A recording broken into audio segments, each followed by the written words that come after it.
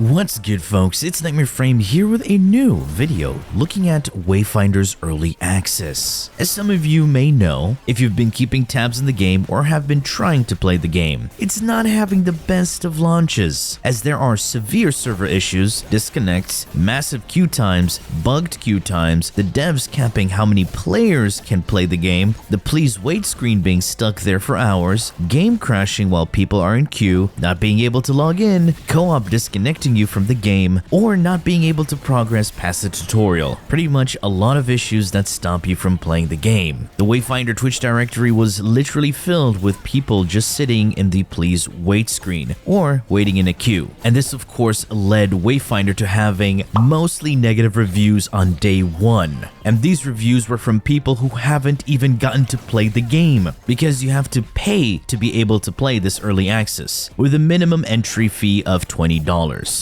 This payment is a founder's pack, which allows you to, of course, get access to the game in early access, but with in-game benefits from premium currency and other items. The most expensive pack, going for $150, of course gets you an exclusive character that no one will ever be able to get unless they pay for it, and a lot more benefits. And paying all this money and not being able to play led a lot of people to get angry, frustrated, and downright hating the game without even playing it. I do understand the frustration, but this is why you should never get your hopes up, especially from a dev team who has never made an ambitious project such as this. So these are the current events of the game. But let's talk about the actual game.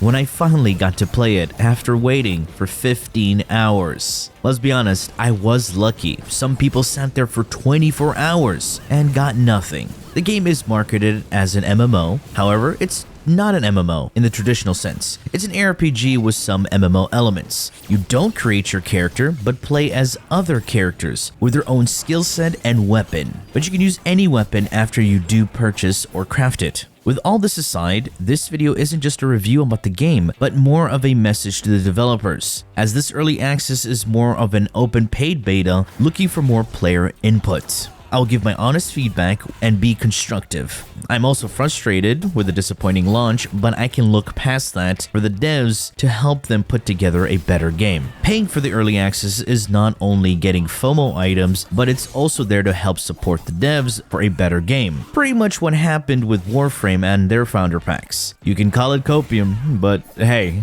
there's a little hope in there, right? Right? And there are a lot of things in the game that do need to be addressed. Yes, they do have a roadmap with some interesting new features being added, but what I want to discuss is the core of the game. Things that make and break the game, and what will eventually turn people away from it if it isn't fixed or changed. So I will split this up into a pros and cons list. Of course, I will start off with the pros because that list is shorter. First off, the game looks stunning. Visually, the setting and color palette of the environment and dungeons match the world and nothing seems out of place. The character designs are pretty solid. They didn't have to go all out because that's what skins are for. Enemies you face are interesting to a certain point, but unfortunately many of them are forgettable. Even the elites. So many creep type of enemies that are just not noteworthy. Another great thing is that there are tutorials when you are introduced to a new mechanic, which is super nice and refreshing. DE, take notes. Any casual player can pick up this game, play it, and not feel overwhelmed at all, as things are pretty straightforward. So, that's the pros list. I know, that's short. Now, on to the cons. Let's start off with navigation in this game, because it is very, very frustrating and badly designed. So, when you get a quest, there's a yellow dot floating in the air. That's it. And if you have more than one quest that you're tracking, you will have more yellow dots. So now you don't know what's a main quest, side quest, or a priority quest. They don't have any unique shape. It doesn't have to be over the top, could just be different colored shapes. That would be way more helpful than just yellow dots floating in the air. See right here, the dot, you see the dot on the right, 126 meters, and the dot on the left. Right, main quests should have a different waypoint marker to side quests. Like, what do these icons mean? When we hover over icons, it should tell us what they are. Like, there was a place we had to go to called Arsenal. I couldn't find no Arsenal here. You actually have to know how the icon looks like. On top of that, the quests aren't marked on the map when you open it. All you can see are waypoints that you can teleport to. Not to mention, when you open the map, you can't place personal waypoints. The minimap doesn't have a compass directing you to the quest you're tracking. And the map is very bland, doesn't mark unique landmarks, NPCs, or vendors, or even show you elevation. Also, when you're in the main city, all the NPCs blend in too well with the environment. Sometimes you don't know who you're looking for, as quest NPCs should stick out more, or at least have a marker on top of their heads that they are NPCs that are for the quest or are vendors. So when a quest asks you to go to someone and craft a weapon or whatever, you have to manually look for them. That's a very bad design. Here's what a decent map design looks like, where you can see vendors and important NPCs, boss locations, where you can pick up side quests, and even shows you where the main quest is. Not to mention personal waypoint markers, all marked and colored differently. And this game isn't even an MMO. Point number 2. Combat. Combat feels and looks very weightless, as in none of your attacks feel like they're making an impact on the enemies. It feels like you're hitting them enough till their HP goes to 0, and the enemy AI is just very stupid.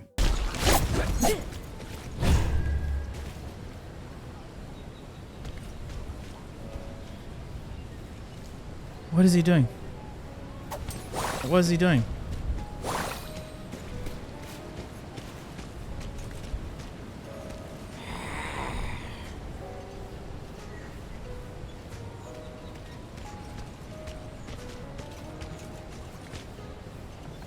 Hello?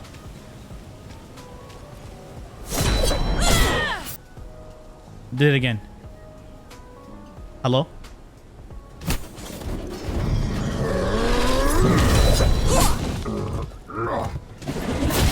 Design. No, enemy eye is stupid. Alright.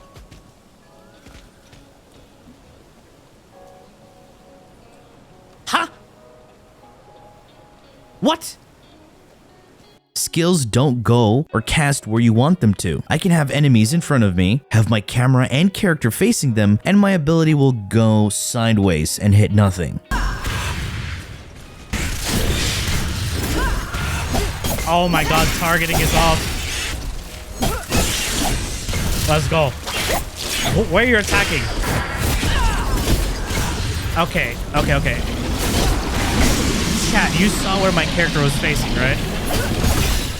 Also, enemy attacks can interrupt a lot of things you do. Healing gets interrupted, and that gets you killed. What's even worse is that consuming a potion to heal is a slow animation. That animation locks you. This ain't Dark Souls, and even in Dark Souls, you can dodge away.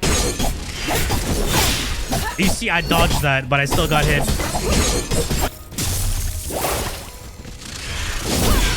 Woo! Dude, that healing didn't do anything.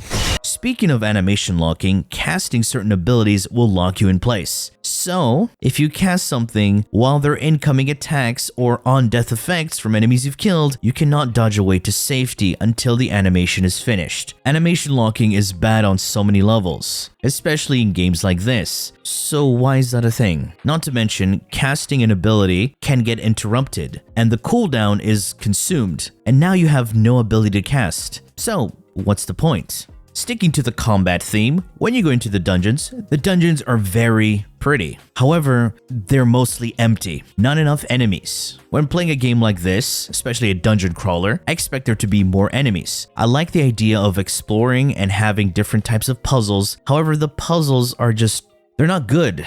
They're too simple. Also, picking up loot doesn't feel as exciting or rewarding as it should. I just feel like I prefer a loot explosion. You don't have to manually pick things up, but have loot be more visible. And I understand you want a mechanic for people to revive you when you go down. But when you go down solo, there's no way to gain a second wind. So why is there a countdown? Also, when you die, allow us to open the map so we can see where we died, so that we can either mark the location or have the game automatically mark where we died. Sound cues are important as well. When we have an ability ready, there should be a subtle sound cue, especially if it's a special ability like your weapon's unique ability. Oh yeah, here's another very important thing when it comes to combat. The ability to see our current active buffs and debuffs. I don't think you may have noticed it or even paid attention, but on the bottom left corner where your health bar is, just underneath it, you're gonna have these little diamonds, which displays your current active buffs. I never noticed this till I reached level 6. And I still don't know what these buffs do or mean. I have an idea what the passive does, but at least show us more visibly, at least in the bottom middle of the screen, right where the stamina bar is, because I can't tell what's happening with my buffs and debuffs. I'm surprised that a lot of the reviews I've seen for this game haven't mentioned all of these things. Menus are simple, which is good, but very washed out. Important things should at least stand out a bit more. And when you go to the shop to buy weapons and wayfinders, they don't have any useful information on the items you're buying, especially in the weapons section. It doesn't display the stats or even how the weapon looks like in combat. Anyway, those are the things I was able to pick out with my very limited time before I got kicked out of the game. And for the people watching who agree with my pros and cons, please do tell me what I've missed or what you don't agree with. So I hope this gets to the devs so that they can see it, because these things definitely need work. And I'm sure they have their hands full with people down their throats unable to play the game. So guys,